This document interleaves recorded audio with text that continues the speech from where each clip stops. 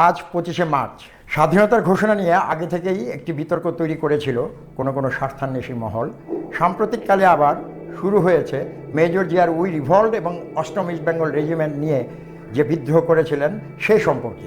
সাম্প্রতিককালে জামাতের আমির 1971 সালের 25শে মার্চের এই বিদ্রোহকে দিদেন ক্যাপ্টেন অলি আহমেদ স্যারের কৃতিত্ব বলে ইঙ্গিত করেছেন এবং কর্নেল অলি আহমেদ স্যার সেটাকে সমর্থনও করেছেন। কর্নেল অলি আহমেদ স্যারের PhD thesis revolution military personnel in the war of liberation of Bangladesh, এখানেও কিন্তু কিছু ভুল তথ্য আছে।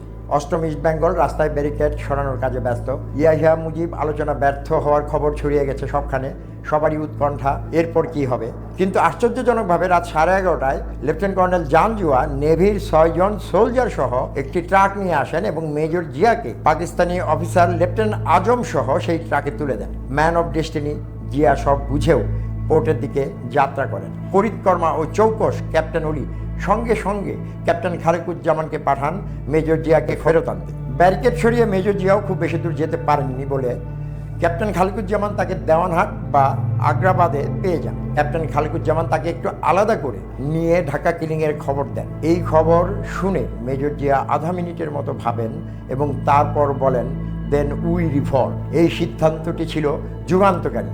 Major Zia the man of action ব্যাটালিয়নের কাছে এসেই লাফ দিয়ে ট্রাক থেকে নামেন এবং পার্শ্ববর্তী একটি সেন্ট্রির কাছ থেকে অস্ত্র নিয়ে সেই ট্রাকে যে পাকিস্তানি সোলজার এবং অফিসার ছিল তাদেরকে বলেন, all of you get down, you are under arrest. এবং লেফটেন্যান্ট কর্নেল জানজুয়াকে গ্রেপ্তার করে মেজর মীর শওকত সহ তিনি ব্যাটালিয়ন অফিসে আসেন। মীর শওকতকে তিনি বলেন, this bastard tried to kill me, so I arrest him and take over the command. Zia তড়িৎ সিদ্ধান্ত নিয়ে জানজুয়া সহ পাকিস্তানি সব অফিসারকে হত্যার আদেশ দেন। এভাবেই জিয়ার আদেশে বিদ্রোহের প্রথম ফায়ার ও প্রথম শত্রু নিধন শুরু হয়। জিয়া তার স্বভাবসুলভভাবেই কাজে লেগে যান। অপারেটরদের সব জায়গায় জানাতে বলেন যে অষ্টম ইস্ট বেঙ্গল রেজিমেন্ট আমার নেতৃত্বে বিদ্রোহ করেছে।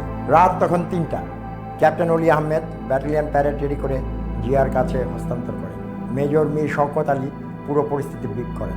মেজর জিয়া দেখেন 300-400 জন সৈনিক, জেসিও এবং অফিসার জীবন মৃত্যুর ভার তার হাতে দিয়ে তার প্রতি আনুগত্য প্রকাশ করেছেন। কোনো রাজনৈতিক নির্দেশনা নেই, কোনো সিনিয়র অফিসার বা নেতা নেই। 20 বালুচ রেজিমেন্ট মৃত্যুর পরোয়ানা নিয়ে হাজির হবে যে কোনো সময়। ব্যাটালিয়নে পুরো স্ট্রেংথ নেই, পুরো অস্ত্র গোলবারুদ নেই। কি সন্তান এবং পরিবারের কি হবে কেউ জানে না, এবং ব্যর্থ হলে ফায়ারিং স্কোয়াডে মৃত্যু নিশ্চিত। এই ক্রান্তিকালে জীবন মৃত্যুকে হাতে নিয়ে মেজর জিয়া পুরো ব্যাটালিয়নের সামনে দাঁড়িয়ে বলেন, আমরা বিদ্রোহ করলাম এবং এই দেশের জন্য, এই দেশের মানুষের জন্য শেষ রক্তবিন্দু পর্যন্ত আমরা যুদ্ধ করে যাব।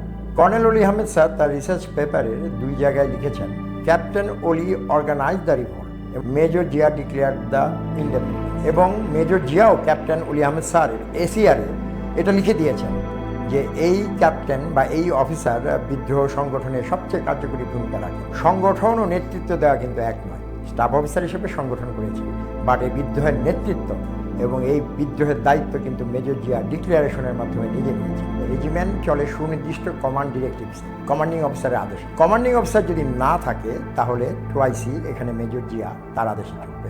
মেজর জিয়া যদি না থাকে তাহলে senior most company commander Mir শওকতের আদেশে সবকিছু হওয়ার কথা। তার ক্যাপ্টেন অলির আদেশে পুরো ব্যাটালিয়ন ফল ইন বা প্যারেডে যাওয়ারই কথা না। কর্নেল অলি স্যার তার রিসার্চ পেপারের 119 নম্বর পৃষ্ঠায় লিখেছেন যে captain Oli played the main part in the revolt. এখন প্রশ্ন হতে পারে, একটা বিদ্রোহের বা রিভল্টের মেইন পার্ট কোনটা? এখানে কি উই রিভল্ট সিদ্ধান্ত নেওয়া এটা মেইন পার্ট, নাকি উই রিভল্ট ঘোষণা করা, নাকি এই সমস্ত পাকিস্তানি অফিসারদেরকে হত্যার আদেশ দেওয়া বা হত্যা করা, নাকি পুরো ব্যাটালিয়নের সামনে দাঁড়িয়ে মেজর জিয়ার সেই ঘোষণা যে আমরা বিদ্রোহ করেছি? তাহলে বিদ্রোহের মেইন কাজটি কে করেছে? এটা মেজর জিয়াউর রহমান। রিসার্চে কর্নেল অলি আরও একটি গুরুত্বপূর্ণ বিষয় হয়তো অজান্তে প্রকাশ করে ফেলেছেন। তিনি পরিকল্পনা অনুযায়ী কর্নেল জানজুয়াকে গ্রেপ্তার করতে যাননি। তার মানে এই পরিকল্পনাটি জিয়ারই ছিল এবং জিয়ার সাথে মিলেই তিনি করেছেন। পরবর্তীতে কিন্তু সুস্পষ্টভাবে উনি বলেছেন যে আমরা বিদ্রোহ করলাম।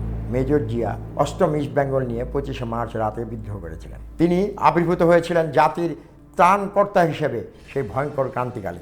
মেজর জিয়াই মুক্তিযুদ্ধের প্রথম ও প্রধান রূপকার। এটাই বাঙালির মুক্তিযুদ্ধের প্রকৃত ইতিহাস, এটাই বাস্তবতা এবং এটাই সত্য। এতক্ষণ আমরা বিভিন্ন রেফারেন্স এবং ঘটনা থেকে 25শে মার্চে উই রিভল্ট এবং 8ম ইস্ট বেঙ্গল রেজিমেন্টের বিদ্রোহের ঘটনা বিভিন্নভাবে অ্যানালাইসিস করে দেখালাম। এই বিদ্রোহ ক্যাপ্টেন অলি আহমেদ স্যার নাকি মেজর জিয়ার, সে বিচারের ভার আপনাদের উপর।